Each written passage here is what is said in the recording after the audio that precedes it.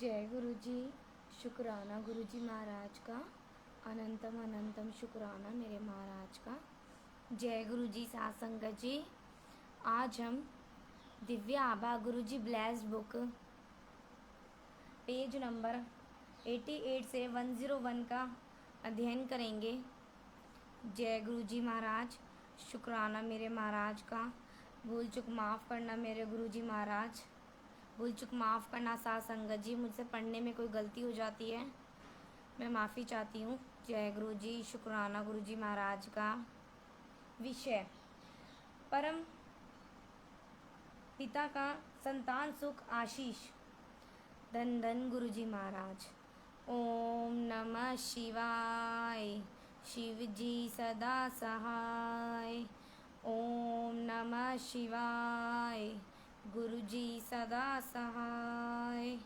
ओम नमः शिवाय। शिव जी सदा सहाय। ओम नमः शिवाय।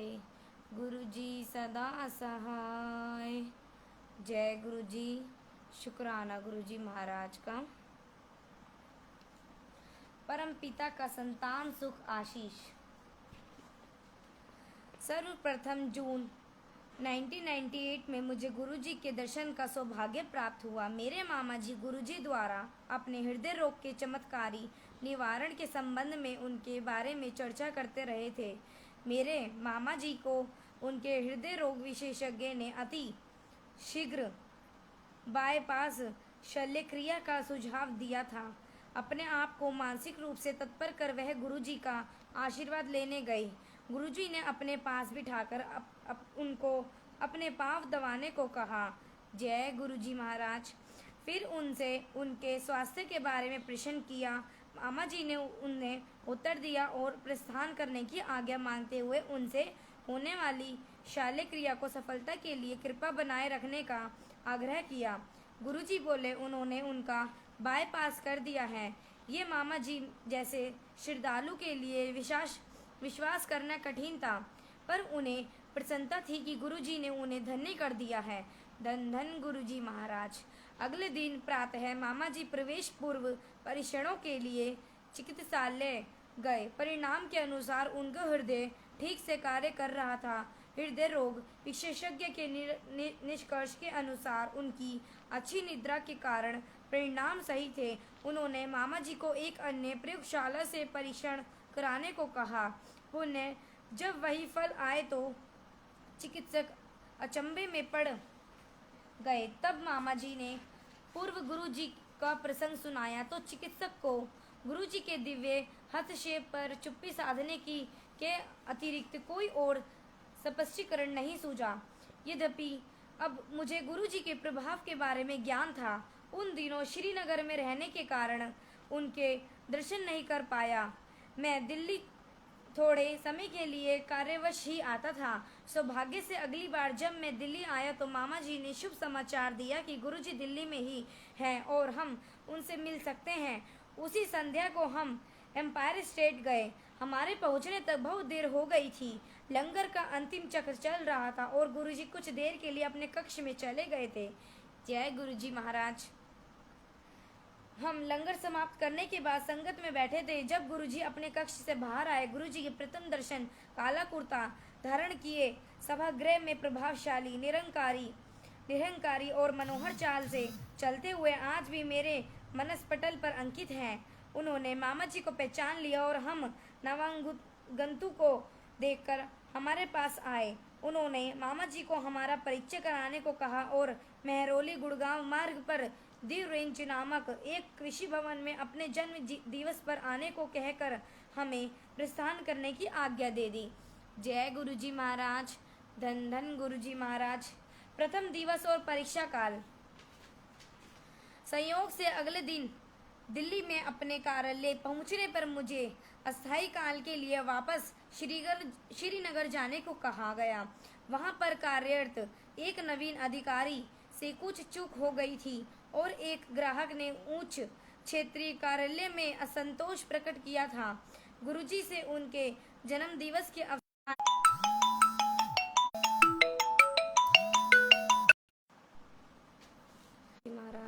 कोई चूक माफ करना मेरे महाराज।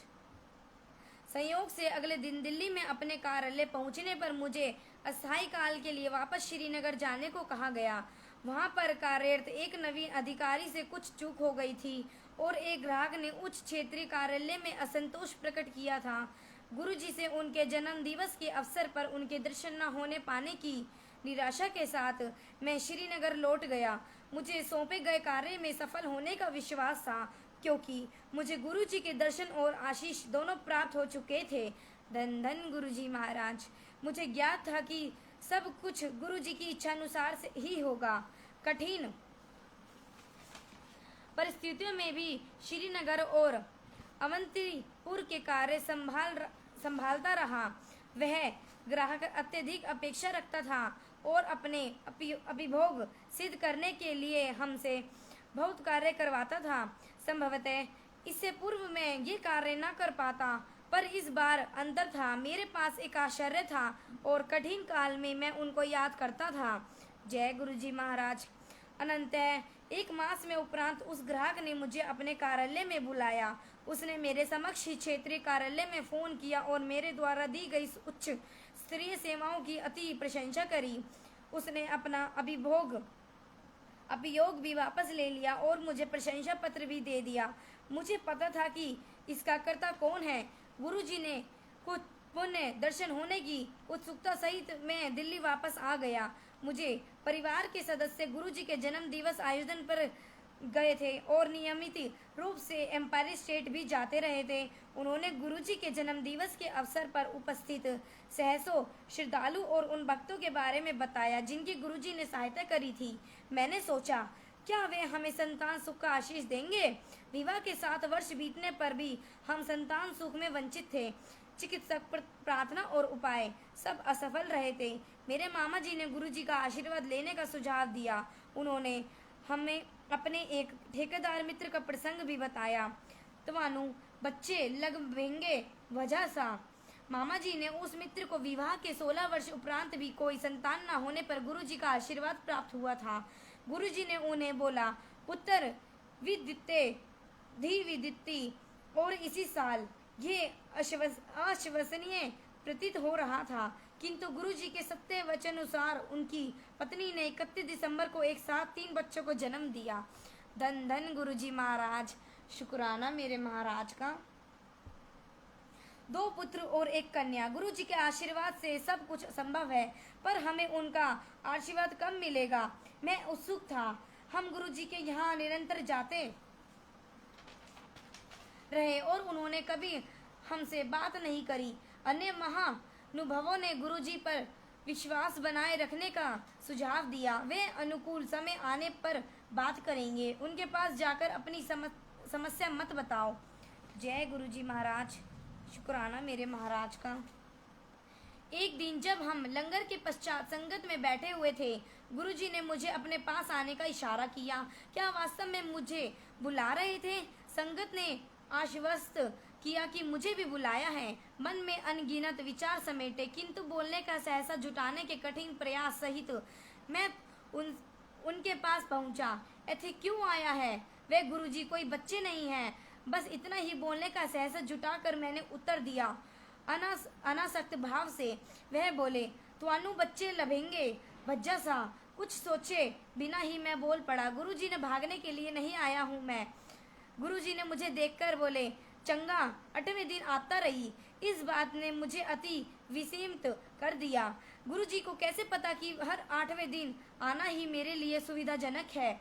उस समय मैं 8 दिन के पाली चक्र में कार्यरत था। 2 दिन प्राप्त, 2 दिन अपराह, 2 दिन रात्रि और फिर 2 दिन अवकाश। इस प्रकार पहले अवकाश को ही सत्संग में आना सुविधाजनक था। जय गुरुजी महाराज। धन धन गुरुजी महाराज।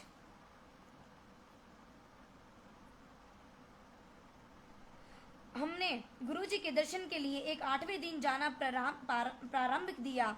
संगत के अनुमंत्रित भाग्यवान सदस्य अपने अनुभव सुनाते थे। इनसे हमें भी आश्वासन मिलता था कि गुरु कृपा से हमारी मनोकामना भी पूर्ण होगी। पर कब हम सभी से प्रश्न करते रहते थे। अन्य समस्याएं हल हो रही थी। मेरी पत्नी का कार्य स्थायी हो गया था। अपने साक्षात्कार से पूर्व उसने गुरुजी से आशीष प्राप्त किया और 42 प्राप्तियों में जब अकेली चुनी गई थी, हमारी आर्थिक परिस्थितियों में भी सुधार हो गया था। जय गुरुजी महाराज, धन धन गुरुजी महाराज। हम दोनों संतानोत्पत्ति निष्फलता का उपचार करा रहे थे, किंतु सफलता हाथ नहीं लग रही थी। यद्यपि चिकित्सा को आशा नहीं थी। यद्यपि उन्होंने गर्भाशय में वीर्योरोपण का सुझाव दिया। उन्होंने कहा कि यदि ये भी असफल रहा तो फिर भार्य रोपण का गर्भाशय भी बिठाने का प्रयास करा जाएगा, किंतु वे अधिक मूल्यवान होगा। उन्हीं दिनों मुझे अपने उच्च कार्यालय में समाचार मिला कि मुझे अधिशासी MBA की प्रवेश परीक्षा देने के लिए चुना गया है। जून 2000 में प्रारंभ होने वाले इस प्रोग्राम की अवधि 1 वर्ष थी। मैं दुविधा में था। मेरी पत्नी परीक्षा देने के विरुद्ध थी। मैंने उसे गुरुजी का ये निर्णय छोड़ने को कहा। उसके अनुसार मेरे चुने जाने पर उपचार वर्ष भर बंद करना पड़ेगा। गुरुजी के अगले दर्शन के अवसर पर सहसा बटोर कर मैंने सुझाव मांगा। गुरुजी ने उत्तर दिया कि ऐसे अवसर जीवन में बार बार नहीं आते हैं और मुझे जाना चाहिए। ये बात सुनकर मेरी पत्नी उदास हो गई। मैंने परीक्षा दी। सफल अभ्यर्थियों की सूची आने से पूर्व कई चर्चाएं होती रहीं। ये सुनकर भी मेरा नाम उन चर्चाओं में नहीं था। मेरी पत्नी चिंतामुक्त हुई।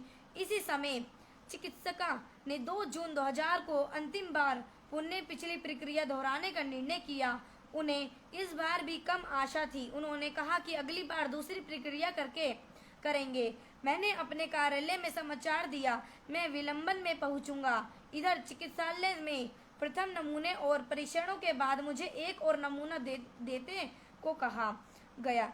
जब मैंने अपने कार्यालय में बताया कि विलंबन अधिक होगा और बहुत अधिक होने पर नहीं आऊंगा, तो इस अधिकारी ने निर्देश दिया कि भले ही कितना देर हो जाए, मुझे वहां अवश्य पहुंचना है।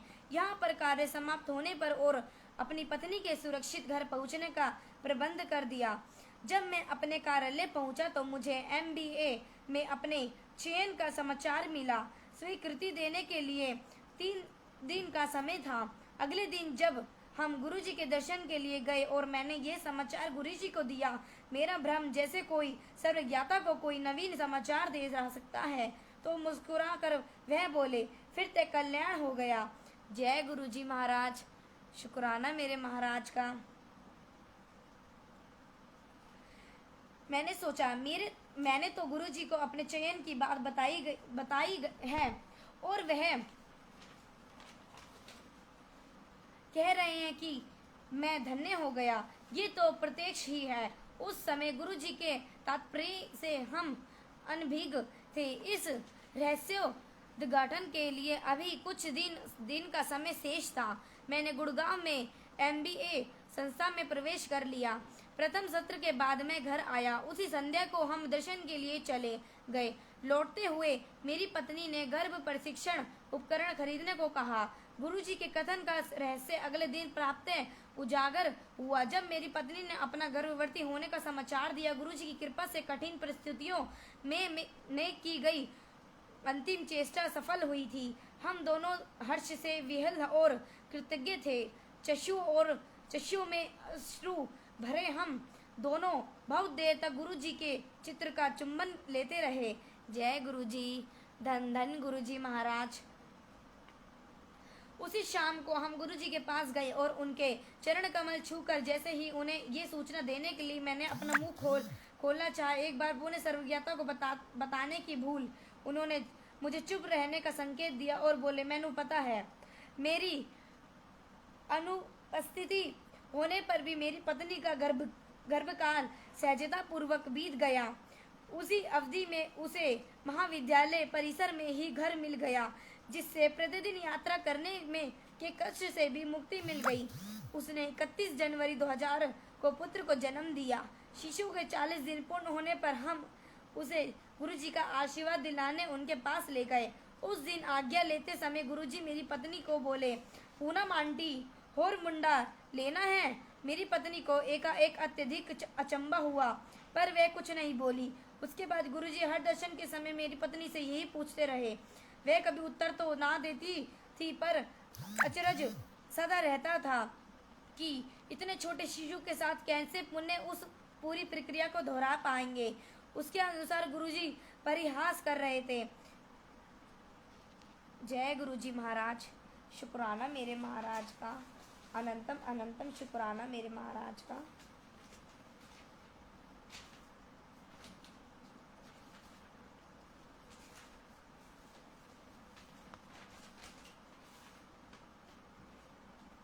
जून 2001 में मेरा MBA पूरा होने पर मेरा सनातन राजबंद परिश्रम बंगाल में दुर्गापुर के निकट हो गया। छोटे शिशु एवं दिल्ली में अन्य उत्तरदायित्वों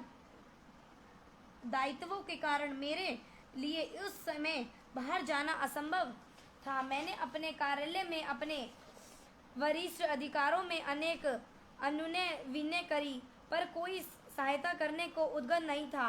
सबकी उदासीनता देखकर अंत मैंने दिल्ली में अपने परिवार के लिए सब प्रबंध कर जाने का मन बना लिया था।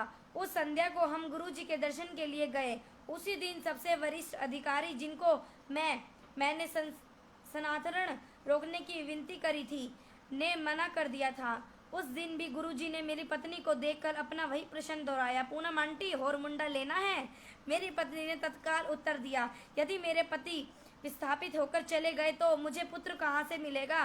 गुरुजी मुस्कुराकर बोले कि ये तो वास्तव में तकनीकी समस्या है, वह मेरा संस्थानरण रद्द कर देंगे। हम उनके कमल चरण स्पर्श कर घर आ गए। 2 दिन के पश्चात मेरे एक वरिष्ठ अधिकारी ने फोन किया और बोले, तुम अपनी समस्याओं के कारण न जाने की बात करते रहे हो, तुम एक आवेदन पत्र लिखकर मुझे भेज क्यों नहीं देते, मैं देखता हूँ कि क्या हो सकता है। मुझे उनसे मन में इस विचार की उत्पत्ति के कारण का पता था। उसके पश्चात गुरुजी के जन्म दिवस 7 जुलाई 2001 में मैंने पुनः कार्यालय में काम प्रारंभ किया। तब मैं दिल्ली 2 वर्ष और रहा। गुरुजी उसके बाद भी मेरी पत्नी से निरंतर वही प्रश्न करते रहे। अप्रैल 2002 में एक दिन मेरी पत्नी ने उत्तर दिया, जैसी आपकी इच्छा। अगले दिन ही गर्भ प्रशिक्षण के सफल परिणाम निकले।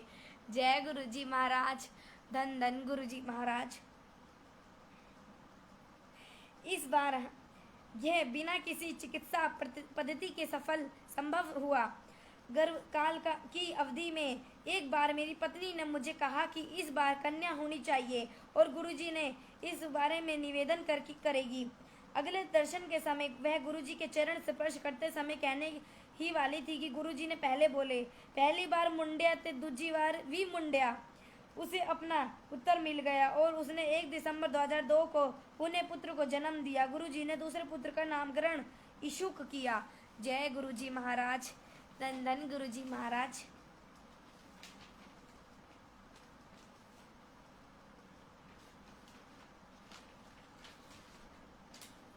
हमारी दूसरी संतोपत्ति के बाद एक दिन गुरुजी ने मेरी पत्नी से प्रश्न किया कि क्या वह भी HD करने का विचार कर रही है। उसने उत्तर दिया कि 2 बच्चों के साथ पठन पाठन का कार्य अति कठिन है। गुरुजी ने अपना सुझाव दोहराया और बोले, पता है PhD दा की मतलब होता है पागल होने दा डर। जय गुरुजी महाराज, धन धन गुरुजी महाराज। इस सुझाव का कारण हमें देर में तब जाकर स्पष्ट हुआ जब मेरा स्थानांतरण मुंबई हो गया। मेरी पत्नी ने मेरे साथ भी PhD आरंभ कर लंबा अवकाश लेने की अवस्था में ही मेरे साथ रह सकती थी। अपने अंतरण पत्र लेकर मैं गुरुजी का आशीष लेने गया और उन्हें अपने संस्थानरण के बारे में बताया। उन्होंने मुझे जाने की आज्ञा दे दी। प्रथम वर्ष में मुंबई में अकेला रहा। इस अवधि में कुछ बार हम गुरुजी के दर्शन के लिए आए। एक ऐसे ही अवसर पर गुरुजी ने कहा कि मैं अपने परिवार को साथ ले जाऊं, नहीं तो वे एक और पुत्र दे देंगे। हमें संदेश मिल गया और पत्नी ने भी PhD के लिए आवेदन दे दिया। गुरुजी की दया से बहुत कम समय अवधि में भी सब औपचारिकताएं भी पूर्ण हो गई। फलस्वरूप मेरा परिवार मुंबई आ गया। जय गुरुजी महाराज। यहाँ पर ये बताना अनुपयुक्त नहीं होगा कि मेरे पिता ने एक मित्र और एक निपुण ज्योतिषी भी है ने मुझे बताया कि मेरी पहली संतान 41 वर्ष की आयु में होगी। उनकी भविष्यवाणी के अनुसार मुझे 2 कन्याओं के बाद ही पुत्र होगा। इसने ज्योतिषी ने संभवतः कभी गलती नहीं हुई थी। मैंने जब उनसे प्रश्न किया कि कैसे गुरुजी के आशीर्वाद से हमें पहली संतान 37 वर्ष की आयु में हुई और दूसरी 39 वर्ष की, तो वह कैसे चुप गए, उन्होंने उत्तर दिया कि ईश्वर द्वारा लिखा हुआ भाग्य ही ज्योतिषी से पता लगता है, किंतु गुरुजी जैसे महापुरुष जो मानव रूप में ही परम पिता है भाग्य पुण्य लिखने की क्षमता रखते हैं। अतः इसमें कोई शंका नहीं होनी चाहिए कि हमारे प्रारब्ध कर्म को बदलने वाले सवै भगवान के अतिरिक्त कोई और नहीं हो सकते। जय गुरुजी महाराज। धन धन गुरुजी महाराज।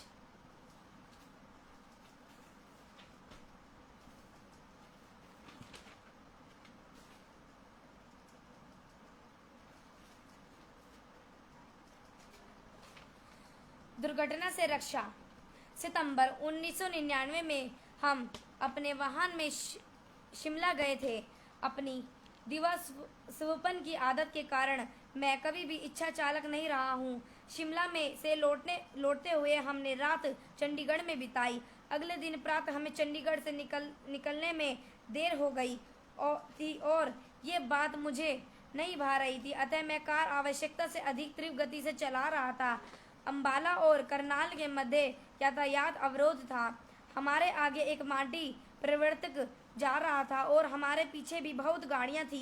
मैं आने जाने को आतुर था, परंतु परिवर्तक के विशाल आकार के कारण आगे की दृष्टि अवरुद्ध थी और मार्ग के दूसरी तरफ का भाग निर्माण कार्य के लिए बंद था। अतः दोनों ओर का यातायात इसी तरफ से रहा था। मेरी पत्नी मेरे साथ ही अपने नेत्र बंद कर अपने छोटे से वॉकमैन पर शब्द सुनती हुई आगे बैठी हुई थी। वह परिवर्तक अत्यंत धीमी गति से जा रहा था। काफी देर उसके पीछे धीमी गति से चलते रहने के कारण मैं अपना संयम खो बैठा और मैंने अपनी कार की गति बढ़ाकर उनसे आगे निकलने की चेष्टा करी। जैसे ही मैं उनके समांतर पहुंचा, मुझे सामने से आता हुआ यातायात दिखाई दिया। सामने से अत्यंत तीव्र गति से एक और परिवर्तक हमारी दिशा में भगा चला आ रहा था।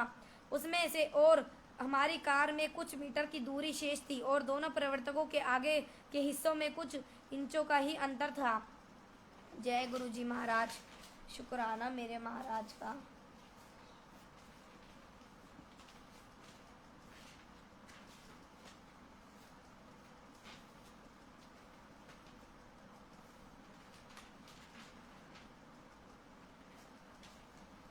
कार के आते हुए परिवर्तक के छितड़े उड़ते हुए के विचार और दोनों के कर्मचारियों का चिल्लाना पुनः सुनकर मेरे शरीर में कंपी छूट गई। मेरी पत्नी ने अपनी आंखें खोली, मुझे देखा और हम दोनों को गुरुजी को याद करके अतिरिक्त और कुछ नहीं सूझा। एकदम मुझे अपनी दाहिनी ओर के मार्ग में बने हुए विभाजक में एक टूटी हुई दीवार दिखाई दी और मैंने अपनी कार तेजी से उत्तर दिशा में घुमा दी। गुरुजी के अतिरिक्त और कौन हमें इस प्रकार से जीवन दान दे सकता था। जय गुरुजी महाराज। शुक्राना मेरे महाराज का। फरवरी 2000 में मैं रात्रि में प्राप्त तक की पाली में विमान पतन पर कार्यरत था। उस समय मैं एक बोइंग 707 जिसमें ईंधन भरना था देखने गया।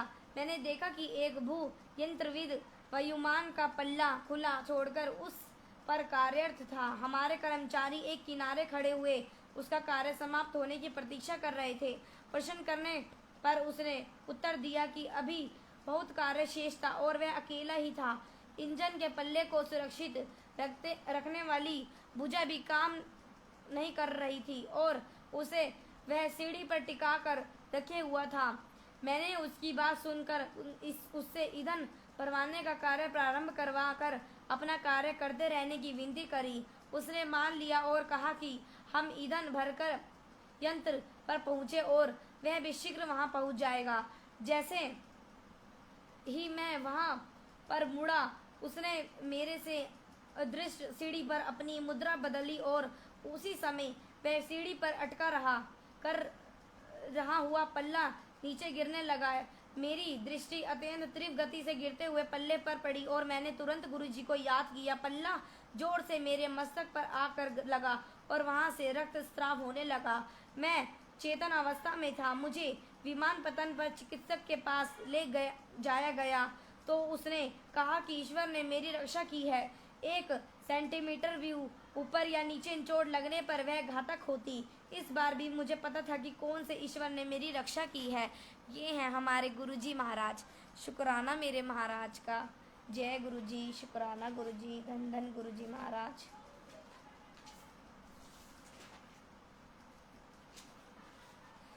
जलमग्न मुंबई में 26 जुलाई 2005 को जब मुंबई जल प्लावित हुई, मैं कार्यालय में था। कुछ कर्मचारी रेल सुविधाओं के अस्त व्यस्त होने के भय से पहले निकल गए थे। चूंकि मुझे कार्य समाप्त करना था, मैं प्रतिदिन की भांति बाहर निकला। उस समय तक जो कर्मचारी पहले निकले थे लौटने लगे क्योंकि रेल सेवाएं बंद हो चुकी थी। उस दिन मैंने कार से यात्रा करी थी। मैं दुविधा में था कि रुकूं या घर पहुंचने का प्रयास करूं।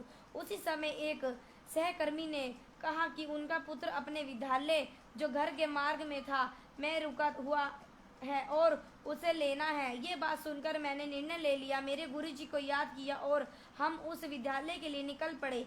जैसे ही हमने बाहर निकलने का प्रयास किया, कार्यालय के एक बंद द्वार के सामने एक कार दुरावस्था में रुकी हुई थी। हम दूसरे द्वार से बाहर निकले जब मार्ग जलमग्न थे और वाहन चलाना बहुत कठिन हो रहा था।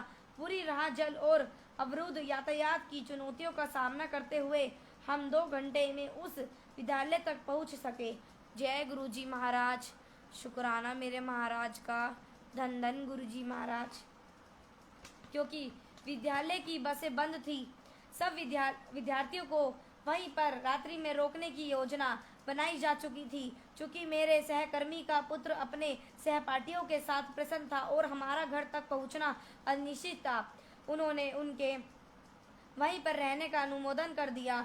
हम दोनों ने घर पहुंचने के प्रयास का निश्चय किया और चल पड़े। थोड़ी दूर जाने पर जल स्तर इतना बढ़ गया कि हमारा घर पहुंचना या कार्यालय तक लौटना असंभव था। अतः मैंने उसी ऊंचे स्थान पर जहां पर अपने सहकर्मी के विद्यालय में जाने पर कार खड़ी करी थी, कार खड़ी कर रात वहीं पर गुजारने का निश्चय किया। मैंने घर पर समाचार दे दिया कि घर पहुंचना संभव नहीं है। हमने रात्रि कार में ही बिताई। अगले दिन जैसे जैसे जल स्तर कम होता गया, मैं धीमे धीमे कार चलाकर शाम तक घर पहुंचा। घर पहुंचने पर पता लगा कि वहां पर सब कारें पानी में डूबकर ऐसी अवस्था में हो गई हैं कि अत्यधिक धन व्यय करने पर भी उनका जीर्णोद्धार संभव था। यही दशा कार्यालय में खड़ी हुई कारों का भी था। जय गुरुजी महाराज। धन धन गुरुजी महाराज।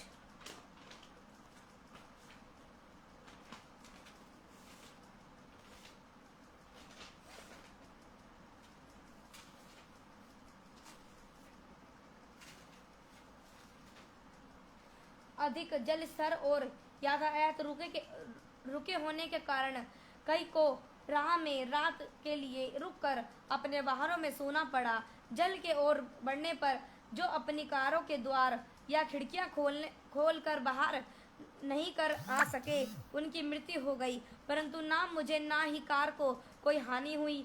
ये सब इस कारण कि चलने से पहले मैंने गुरुजी को याद किया था। केवल गुरुजी ही कृपा मुझे उस रात बचा सकती थी और वह बनी रही। जय गुरुजी महाराज। धन धन गुरुजी महाराज। शुक्राना मेरे गुरुपा। माँ समाधि के बाद भी उनकी कृपा है। फरवरी 2007 में जब मैं दिल्ली आया, गुरुजी के दर्शन के लिए गया था। जब मैं उनसे आज्ञा लेने के लिए झुका, वह बोले, तू दिल्ली वापस आ गया? मैंने उत्तर दिया, नहीं गुरुजी, हल्ले बॉम्बे ही हूँ। गुरुजी ने एक और भक्त की ओर इशारा किया कि वह उससे पूछ रहे हैं, पर यह मेरे लिए संदेश था। मैं समझ गया कि गुरुजी इस प्रकार अपने भक्तों की इच्छा पूर्ति करते हैं। मार्च 2007 के अंत तक दिल्ली के लिए संस्थानर आदेश आ गए। एक मास पश्चात मैंने दिल्ली कार्यालय में कार्य करना प्रारंभ किया और 26 मई को मेरा परिवार भी दिल्ली आ गया। सौभाग्य से एक दिन पश्चात उनके दर्शन भी हो गए। 31 मई को उन्होंने उसके शरीर छोड़ने के निर्णय को सुनकर मैं ध्वस्त हो गया। बड़े मंदिर से लौटते हुए मेरे मन में अनेक विचार उभर रहे थे। ऐसे कोई अवसर थे जब गुरुजी ने हमें धन्य किया था और अनेक अवसरों पर हमें वह दिया था जिसके हम योग्य नहीं थे। अब क्या होगा? अब कौन हमारा धन्य होगा? यद्यपि इन प्रश्नों का मेरे पास कोई उत्तर नहीं था, किंतु जिन्होंने सदा हमारी आवश्यकताओं, शंकाओं और प्रार्थनाओं को उत्तर दिया था, उसके पास इसका भी समाधान है। ये मुझे कुछ दिनों में पता लगने वाला था। वर्ष 2005 से मैं अंतर्निर्गम उद्यम प्रतियोगिता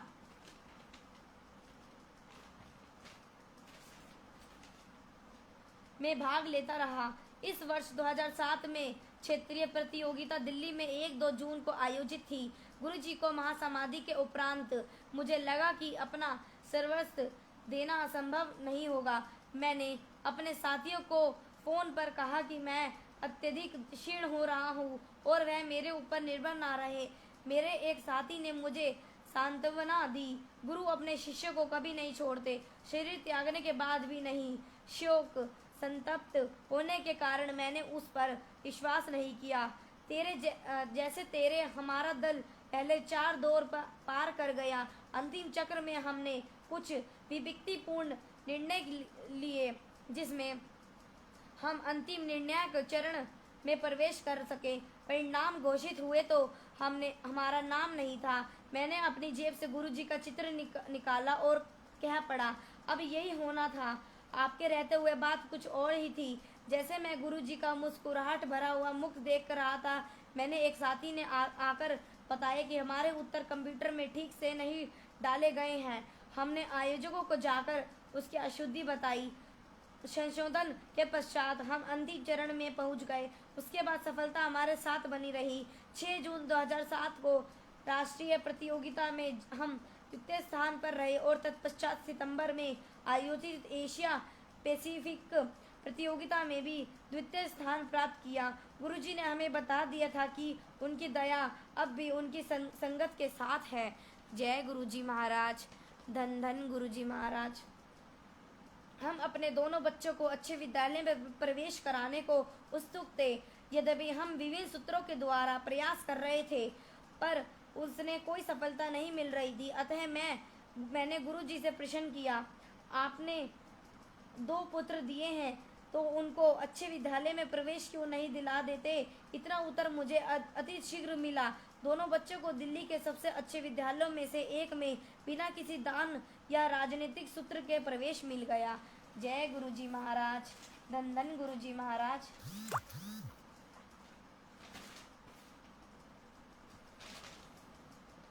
जब हम दिल्ली पहुंचे तो हमारे पास कोई ऐसा निवास नहीं था जहां से मेरी पत्नी और मैं अपने काम काज और दोनों बच्चों जो अब 6 और 4 वर्ष के थे की देखभाल कर सके। इस समस्या का एकमात्र समाधान यही था कि मेरी पत्नी को महाविद्यालय परिसर में ही घर मिल गए जाए, पर कोई भी निवासी सेवानिवृत्ति होने वाला नहीं था और वहां पर घर वरीयता के आधार पर मिलते थे। इस बार भी हमारी इच्छानुसार चमत्कार हुआ। एक शिक्षक जिनके पुत्र को अपने विद्यालय से दूर होने के कारण कठिनाई का सामना करना पड़ रहा था, ने अपना घर खाली कर दिया। आश्चर्यजनक रूप से वरीयता में उच्च आवेदकों में से किसी ने उस घर के लिए आवेदन नहीं दिया, अतः मेरी पत्नी को वह घर मिल गया। गुरुजी